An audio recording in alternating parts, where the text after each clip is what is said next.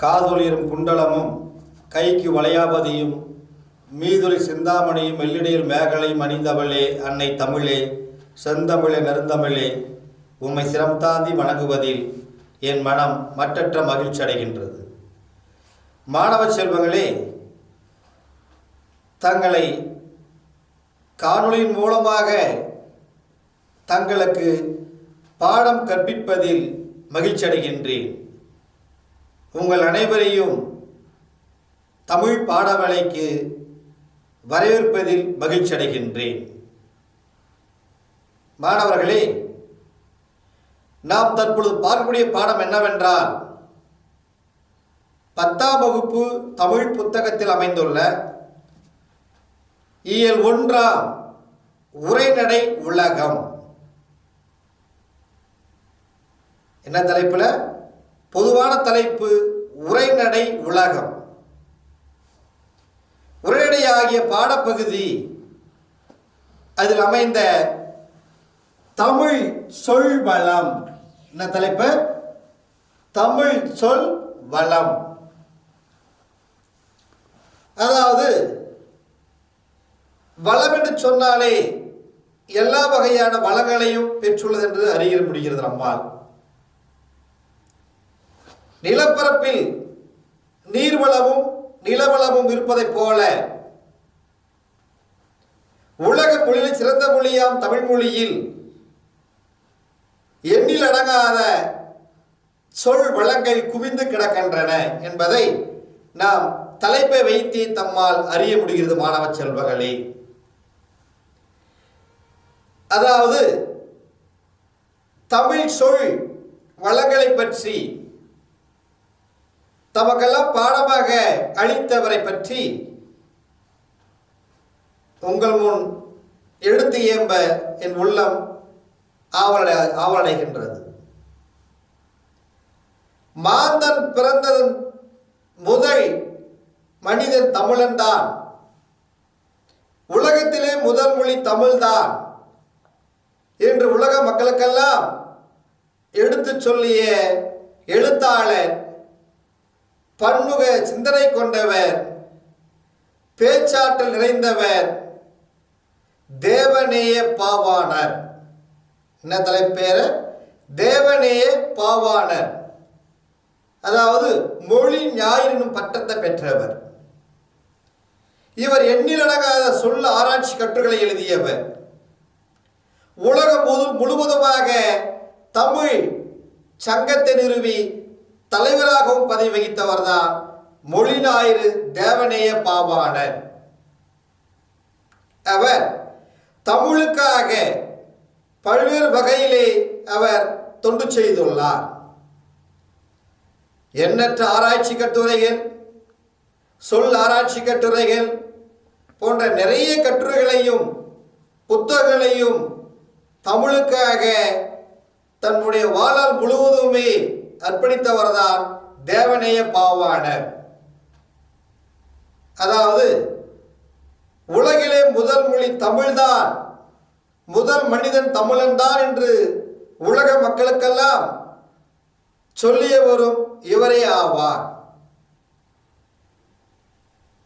சொற்பிறப்பியல் அகர முதலி திட்ட இயக்குநராக பணியாற்றியவர். செந்தமிழ் சொற்பிறப்பியல் அகர முதலி திட்ட இயக்குநராக பணியாற்றியவர். உலகமெல்லாம் தமிழ் சங்கத்தை நிறுவி அதற்கு தலைவராக பொறுப்பினை வகித்தவர். அவருடைய சொல் ஆய்வு கட்டுரைகள் என்ற தலைப்பில் இடம்பெற்றுள்ள தமிழ் சொல் வளம் என்ற சுருக்கம்தான் நம்முடைய பாடப்பகுதியாகும். மாணவர்களே, இதில் சொல்லாய்வு கட்டுரைகள் என்ற தலைப்பிலே அடங்கிய தமிழ் சொல் வளம் என்ற கட்டுரையின் சுருக்கம்தான் நம்முடைய பாடப்பகுதியாகும். மாணவ செல்வங்களுக்காக பல்வேறு வகையான சொற்களை எல்லாம் இவர் எழுதுவதிலே கையாண்டுள்ளார். அதை பற்றி தான் நாம் இப்பொழுது பார்க்க போகின்றோம். மாணவர்களே, மகாகவி சொல்லியிருக்கின்றார், நாடும் மொழியும் நமதிரு கண்கை என்று சொன்னார். தமக்கு இரண்டு கண்கள், ஒன்று நாம் பிறந்த நாடு, மற்றொன்று மொழி, அவருடைய தாய்மொழி. ஆகவே நாடு மொழியும் தான் நமது கண்களாம் என்று பறைசாற்றிய கவிஞன் மகாகவி பாரதியாரை போல தேவனைய பாவலர் அவர்கள் மொழியும் தன்னுடைய கண்ணாக கருதியவர் தான் மொழியாறு தேவனைய பாவாணர். கால வெள்ளத்தினால் கரைந்து போன மொழிகள் பல உள்ளன. ஆனால் எதிர்நீச்சலை போன்ற நீந்தி தனக்குரிய ஒரு அடையாளத்தை கொடுத்த நிலைத்த மொழிதான் நம்முடைய தமிழ் மொழியாகும். இது தமிழ் மொழியிலே என்ன வளம் இல்லை, இந்த திருநாட்டில் சொல்ல கேட்ப எல்லா வகையான இலக்கிய வளங்களும் நிறைந்த மொழிதான் நம்முடைய தமிழ் மொழியாகும். மாணவர்களே, நாம பார்க்கக்கூடிய பாடம் என்னவென்றால் தமிழ் சொல் வளமானவை. பொதுவாகவே தென் திராவிட மொழிகள்ல தமிழ், மலையாளம், கன்னடம், தெலுங்கு போன்ற திராவிட மொழிகள்ல முதன்மையான மொழி எதுவென்றால் தமிழ். தென் திராவிட தாய்மொழி எதுவென்றால் தமிழ். ஆகவே அப்படிப்பட்ட தாய்மொழியை பற்றி, அதில் குவிந்து கிடக்கின்ற சொல் வளங்களை பற்றி, எண்ணிலடங்காத சொற்களை நம்முடைய மொழியில்தான் உள்ளன என்று உலகமெல்லாம் பரப்பியவர் தான் மொழி ஞாயிறு தேவனைய பாவாணர் அவர்கள். அதாவது மாணவர்களே, தென் திராவிட மொழிகளிலே தலைச்சிறந்த மொழி தமிழாம்.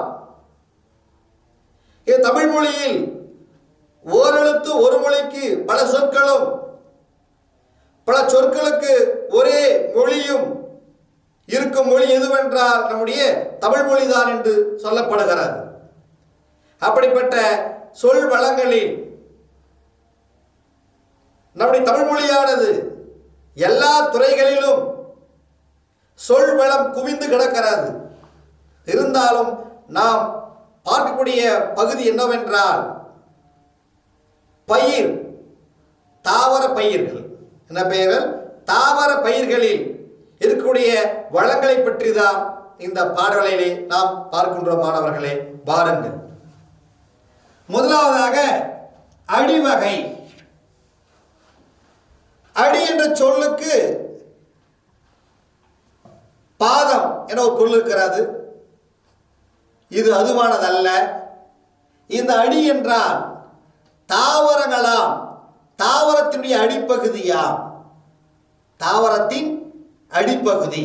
தாவரம் என்றால் மரங்கள், செடிகள், இதெல்லாம் சொல்லலாமலா? அதற்குரிய அடிப்பகுதி தான் அடிவகையாகும். நிறைய தாவரங்களில், குறிப்பாக பயிர் வகைகளில் அவருடைய அடிப்பகுதியானது வெவ்வேறு பெயரை வைத்து அழைக்கப்பட்டு வருகிறது. இதுதான் சொல் வளமானவை. நம்முடைய மொழியில் இருக்கின்ற சொல் வளம் எதுவென்றால், உதாரணமாக பார், தாள். அடிப்பகுதிக்கு தாள் என்ற பெயரும் இருக்கிறது. தாவரங்களிலே அதை நாம் நெல் தாள் என்று சொல்லலாம், மற்றொன்று கேழ்வரகு தாள் என்று சொல்லலாம். அதாவது நெல் தாளுடைய அடிப்பகுதி, கேழ்வருடைய அடிப்பகுதி, இதற்கு தான் தாள் என பெயர்ப்படும். அடி என்றால் தாவரத்தின் அடிப்பகுதியானவை. அதுல தாவரங்கள்ல நெல், மற்றொன்று கேழ்வரகு, இந்த இரண்டு பயிர்களுக்கும் அந்த அடிப்பகுதியானவை என்ன எவர் அழைக்கிறார்களா? தாள் என்று அழைக்கிறார்கள். என்னது? தாள். மற்றொன்று தண்டு. தண்டு என்பது கீரையின் அடிப்பகுதியையும் வாழை மரத்துடைய அடிப்பகுதியையும் தண்டு என்று அழைக்கின்றோம். தண்டு என்பது தாவரங்கள்ல கீரை இருக்கல்லவா, கீரையுடைய அடிப்பகுதி தண்டு. வாழை மரம் இருக்கிறது, அதனுடைய அடிப்பகுதியும் தண்டு தான். ஆகவே நாம் கீரை தாள் என்று சொல்ல முடியாது, வாழை தாள் என்றும் சொல்ல முடியாது அடிப்பகுதியே.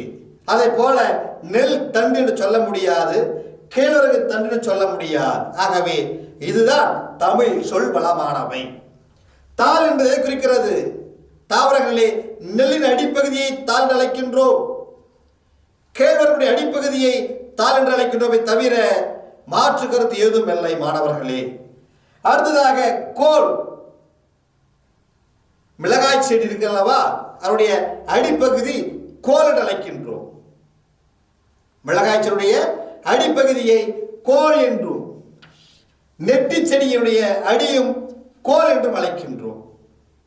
அடுத்ததாக தூறு, குத்து செடிகள் அதனுடைய அடிப்பகுதியும் தூறு.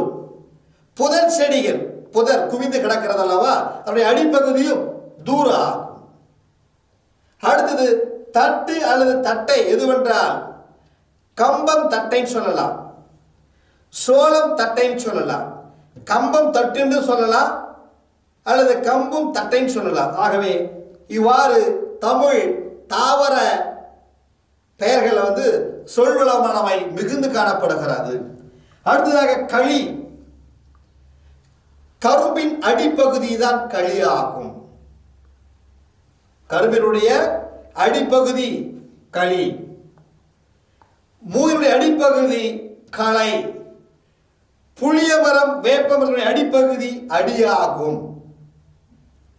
புளிய மரத்தடியில் நாம் சொல்கிறோம் அல்லவா, வேப்ப மரத்தடியில் சொல்கிறோம். ஆகவே அவருடைய அடிப்பகுதியானவை தாவர மரப்பெயர்களிலே புளிய மரத்திற்கும் வேம்பிற்கு மட்டும்தான் அவருடைய அடிப்பகுதி அடியாகவே வந்துள்ளன மாணவர்களே. ஆகவே தாவரங்கள்ல இந்த அடியானவை, அடி எனும் சொல்லானவை வெவ்வேறு சொற்களில் வெவ்வேறு பொருளை தரக்கூடிய சொல்லாகவே அமைந்திருக்கின்றன. இதுதான் தமிழ் சொல் வளமாகும். இதுதான் தமிழ் சொல்லுடைய வளமாகும். வளம் என்றால் வளமானவை ஆகும். நீர் வளங்களைப் போல, நில வளங்களைப் போல நம்முடைய மொழியானவை எண்ணிலடங்காத சொல் வளங்களை கொண்டுள்ளது மாணவர்களே. ஆகவே தாவரங்களில் அடி என்பதுடைய முதலாவது தலைப்பில் தாள் சொல்லலாம், நெல் தாள், கேழ்வரகுத்தாள் சொல்லலாம். தண்டு, கீரைத்தண்டு, வாழைத்தண்டு, அதாவது கீரைச்செடியுடைய அடிப்பகுதி, வாழை மரத்துடைய அடிப்பகுதி. கோல், நெட்டிக்கோல், மிளகாய் செடிக்கோல் அவருடைய அடிப்பகுதி. தூறு, குத்துச்செடி, புதர் செடியுடைய அடிப்பகுதி ஆகும். தட்டு அல்லது தட்டை, கம்பம் தட்டை, சோளம் தட்டை அல்லது கம்பம் தட்டு, சோளத்தட்டுன்னு சொல்லலாம், அது அடிப்பகுதியே. களி, கரும்பு களின்னு சொல்லணும். நான் சொல்லணும், கரும்புடைய அடிப்பகுதி தான் களி. அடுத்து மூங்கில், மூங்கில் களை என்று சொல்லலாம். அடி, புளிய மரத்து அடி, மற்றொன்று வேப்ப மரத்து அடி. ஆகவே அடி என்னுடைய தாவர பெயர்களை தாள், தண்டு, கோல், தூறு, தட்டு அல்லது தட்டை, களி, களை, அடி, இவ்வாறு தாவரத்தினுடைய அடிப்பகுதியானவை பல்வேறு பெயர்களால் அழைக்கப்பட்டு தமிழ் இலக்கியத்திற்கு சொல் வளத்திற்கு சிறப்பு சேர்க்கின்ற மாணவ செல்வங்களே. அடுத்ததாக கிளை பிரிவுகள். கிளை என்பது மரக்கிளைகள். கிளை என்பது மரத்துடைய பிரிவுகள், பிரான்ச், கிளைகள். அதை பார்ப்போம். முதலாவதாக கவை. கவை என்பது அடிமரத்தில் இருந்து பிரிகிறது மிகப்பெரிய பிரிவுகள், அதன் பெயர் தான் கவையாகும். அதாவது அடிமரத்தில் நின்று பிரியும் மாபெரும் கிளை. பெரிய பெரிய மரங்கள் இருக்கிறது அல்லவா, அந்த மரங்கள் வளர்ந்த உடனே பெரும் மிகப்பெரிய கிளையாக பிரிகிறது அல்லவா, அதுதான் கவையாகும். அதுக்கு மாற்று பெயர் தான் கிளை. கவை, கிளைன்னு சொல்லலாம். அடுத்ததாக கொம்பு அல்லது கொப்பு. அந்த கவையின் பிரிவுகள், மரம் வளர்கிறது, மரம் வளர்கிறது, அதுல இருக்கக்கூடிய கிளைகள், இது மிகப்பெரிய கிளைகள் தான் இங்க இருக்கிறது. இதுல ஒரு உட்பிரிவு வருகிறது, அதுதான் கவையின் பிரிவு, கொம்புன்னு சொல்லலாம் அல்லது கொப்புன்னு சொல்லலாம். அடுத்ததாக கிளை, அந்த கொம்பினுடைய பிரிவு ஆகும், மேலும் ஒரு பிரிவு ஆகும். சினை அந்த சிறு கிளையின் பிரிவாக, போத்து அந்த சிறு சினையின் பிரிவு தான் போத்து ஆகும், குச்சு அது போத்தின் பிரிவு தான் குச்சி ஆகும், இனுக்கு நுனிப்பகுதி அந்த மரத்தினுடைய நுனிப்பகுதி தான் குச்சின் பிரிவு ஆகும். இவ்வாறு பல்வேறு பெயர்களை மரமானவை அதனுடைய கிளைகளாகவும் வருவதனால் இதுதான் இலக்கியத்தில் மிகுந்துள்ள சொல் வளமாகும். மூன்றாவதாக காய்ந்த அடியும் கிளையும். அடி என்றால் மரத்தினுடைய அடிப்பகுதி, முதல் பகுதி. கிளை என்றால் கவையர். பசுமை இருந்தால் நாம் இவ்வாறு அழைக்கின்றோம் கவைகளை. அதுவே காய்ந்து விட்டால் எவ்வாறு அழைப்போம் பாருங்கள். சுள்ளி, சுள்ளி விறகு என்றால் காய்ந்த குச்சிகள். சுள்ளி என்றால் காய்ந்த குச்சிகள். விறகு காய்ந்த சிறு கிளைகள், சின்ன சின்ன கிளைகள் பாரு, அதுக்கு பேர் தான் விறகு. வெங்கலி காய்ந்த களிகள், அந்த அடிப்பகுதி. கட்டை காய்ந்த கொம்பும் கவையும் அடியும். கட்டை என்பது அடிப்பகுதியிலே காய்ந்து கிடக்கிறது அல்லவா, அதன் பெயர் தான் காய்ந்த கொம்பும் கவையும் அடியும்.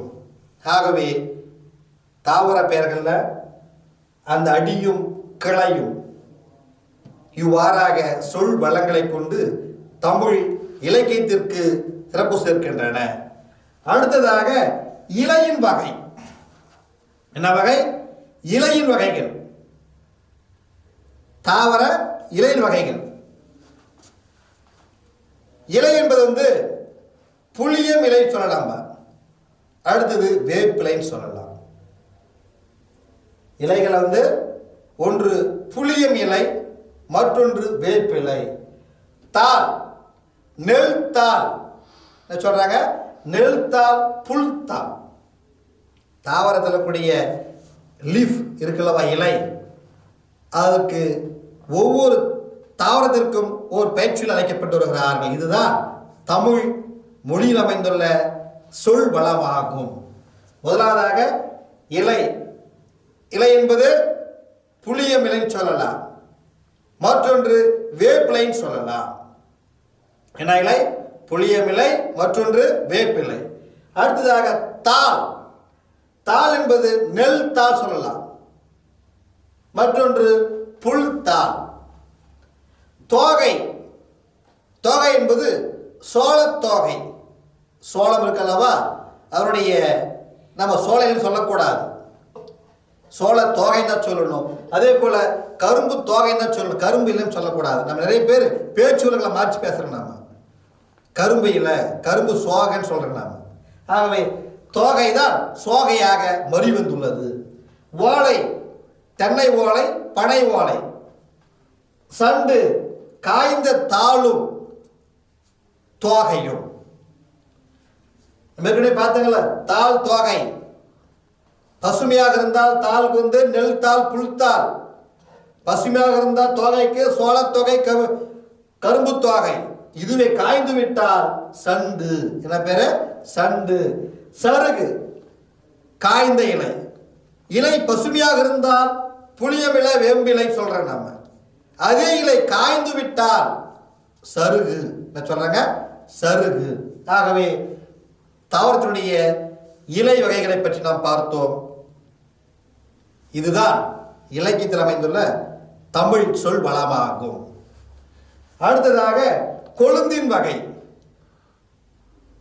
கொழுந்து என்பது அதற்கென்ற தாவர நெல் புல்லுக்குதல்ல, அதனுடைய நுனிப்பகுதி. கொழுந்து என்றால் அதனுடைய நுனிப்பகுதி தான் கொழுந்து ஆகும்.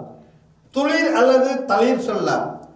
நெல் துளிர் அல்லது நெல் தளிர், புல் துளிர் அல்லது புல் தளிர் என்று சொல்லலாம். அடுத்தாக முறி அல்லது கொழுந்து. புளியம் கொழுந்துன்னு சொல்லுவோம் நாம. வேப்பம் கொழுந்து சொல்லுவாங்க. புளிய முறி அல்லது வேப்பம் முறின்னு சொல்லலாம். குருத்து, சோள குருத்து, கம்பம் குருத்து, தென்னங்குருத்து, பனங்குருத்து. அதனுடைய நுனிப்பகுதி தான் கொழுந்து வகையாகும். கொழுந்து என்பது தாவரத்தினுடைய நுனிப்பகுதி. நாம் ஏற்கனவே பார்த்தங்க, தாவரத்தினுடைய அடிப்பகுதி பார்த்தோம். தாவரத்துடைய அடிப்பகுதி. அடுத்ததாக தாவரத்தினுடைய அந்த கிளைகள் வளர்கிறதுல செடி அவருடைய கிளை பகுதி பார்த்தோம். அடுத்ததாக காய்ந்த அடி, அந்த தாவரத்தினுடைய அடிப்பகுதி காய்ந்ததும் மற்றொன்று கிளைகளையும் பார்த்தோம். அடுத்ததாக தாவரத்தினுடைய இலைகளை பற்றி பார்த்தோம். அடுத்ததாக பார்க்கக்கூடிய இறுதி தான் எழுதுனாங்கள அவருடைய நுனிப்பகுதி, தாவரத்தினுடைய நுனிப்பகுதியாகும். நுனிப்பகுதியில் குருத்து என்பது சோளம் குருத்து சொல்லலாம், கம்பங்குருத்து, தென்னைங்குருத்து, பனங்குருத்து. கொழுந்தாடை என்பது கரும்பின் நுனிப்பகுதி. கரும்பு இருக்குது அல்லவா, அதனுடைய உச்சம் நுனிப்பகுதி தான் கொழுந்தாடை. ஆகவே தாவரங்கள் பொறுத்தவரை பல்வேறு வகையான சொல் வளங்களை கொண்டு நம்முடைய மொழிக்கு பெருமை சேர்க்கிறது. இதுதான் தமிழ் சொல் வளமாகும். அந்த தாவரத்தில் முதலாவதாக அடிப்பகுதி பார்த்தோம், இரண்டாவதாக கிளையின் பகுதியை பார்த்தோம், மூன்றாவதாக காய்ந்த அடிகளும் கிளையினுடைய பகுதியை பார்த்தோம், நான்காவதாக இலை, ஐந்தாவதாக நுனி பகுதி. ஆகவே அடிப்பகுதியை பொறுத்தவரை தாள் என்றால் எதற்கு? ஒன்று நெல் தாள், மற்றொன்று கேழ்வரகுத்தாள். அடி என்றால் அந்த செடியினுடைய அடிப்பகுதி. நெல் தாள் சொல்லணும் அல்லது கேழ்வரகு தாள் சொல்லலாம். மற்றொன்று தண்டு, கீரை தண்டு, வாழைத்தண்டு. கோல், நெட்டிக்கோல், மிளகாய் செடி கோல். மிளகாய் செடிக்குடைய அடிபாகம் இருக்குல்ல, அது நம்ம கோல் தான் சொல்லணும். அதை நம்ம தாள் சொல்லக்கூடாது, தண்டுன்னு சொல்லக்கூடாது. என்ன சொல்லணும்? கோல்னு சொல்லணும். தூறு, குத்துச்செடி தூறு. அடுத்தது புதர் தூறு. தட்டு அல்லது தட்டை என்பது கம்பன் தட்டைன்னு சொல்லலாம், சோள தட்டைன்னு சொல்லலாம். அதே போல சோளக்கோல் அல்லது சோளத்தண்டு, சோளத்தாள் சொல்லக்கூடாது. அல்லது கம்பம் தாள், கம்பு தண்டு, கம்பு கோல் சொல்லக்கூடாது. கம்பு தட்டை அல்லது தட்டு. அதே போல சோளம் தட்டை அல்லது தட்டுன்னு அவருடைய அடிப்பகுதியை சொல்லக்கூடாது. களி என்பது கரும்பு களி. தாவர பயிராகிய கரும்பினுடைய அடிப்பகுதியானவை நம்ம என்ன சொல்ல வேண்டும்? களி. என்ன சொல்லலாம்? களின்னு சொல்லணும். அடுத்தது களை என்பது மூங்கில். மூங்கினுடைய அடிப்பகுதி, அதனுடைய அடிப்பகுதியானவை களை. புளிய மரம், வேப்பனுடைய அடிப்பகுதி, அதுதான் அடின்னு சொல்லுகின்றோம். புளிய மரத்தடி, வேப்ப மரத்தடி. ஆகவே இந்த அடியாகிய அடிச்சொல்லானவை,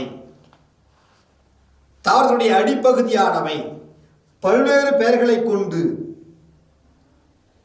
சொல்லுடைய வளங்களை கொண்டு நம்முடைய மொழிக்கு பெருமை சேர்க்கிறது. அடுத்ததாக கிளை பிரிவுகள்.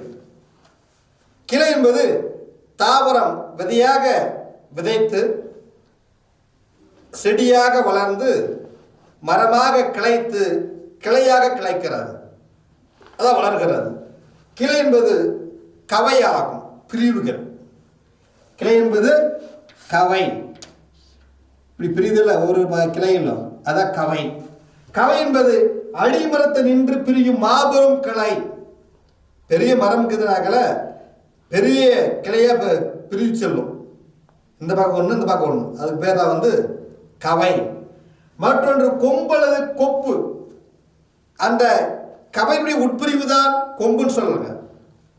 கிளை, அந்த கொம்பின் பிரிவு தான் கிளை. சினை, கிளையின் பிரிவு சினையாகும். போத்து, சினையினுடைய உட்பிரிவு தான் போத்து. குச்சு, போத்தின் உட்பிரிவு தான் குச்சு. இனுக்கு ரொம்ப நுனிப்பகுதி, அந்த குச்சினுடைய உட்பிரிவு தான் இனுக்கு ஆகும். இந்த ஒவ்வொரு இனுக்கு நம்ம சொல்லுவோம் நாம. அடுத்ததாக காய்ந்தடியும் கிளையும். தாவரமானது காய்ந்து விட்டால் அடிப்பகுதி அல்லது அந்த கிளைப்பகுதி காய்ந்து விட்டால் எவ்வாறு அழைப்போம் என்பது பார்க்கும். சுள்ளி என்றால் காய்ந்த குச்சிகள். மரம் நீர் இல்லாமல் அல்லது பாதுகாப்பு முறையாக இல்லாமல் தாவரமானவை காய்ந்து விட்டால் அதனுடைய சுள்ளி என்று சொன்னால் காய்ந்த குச்சிகள். விறகு என்றால் காய்ந்த சிறு கிளைகள், சிறிய கிளைகள். வெண்களி என்றால் காய்ந்த களி. கட்டை என்றால் காய்ந்த கொம்பும் கவையும் அடியும். மரக்கட்டைன்னு சொல்றாங்களா அல்லவா, அதுதான் காய்ந்த கொம்பு, கவையும் அடின்னு சொல்லலாம். அடுத்ததாக இலையின் வகை, தாவரத்தினுடைய இலையின் வகை. இலை புளிய மரத்து இலை, தென்னை இலை சொல்லக்கூடாது, நம்ம பனை இலை சொல்லக்கூடாது. நம்ம என்ன சொல்லணும்? புளிய மரத்து இலை, வேப்பிலை சொல்லணும். தாள் நெல் தாள், புல் தாள். அதற்கு மாறாக நெல் இலை, புல் இலை சொல்லக்கூடாது.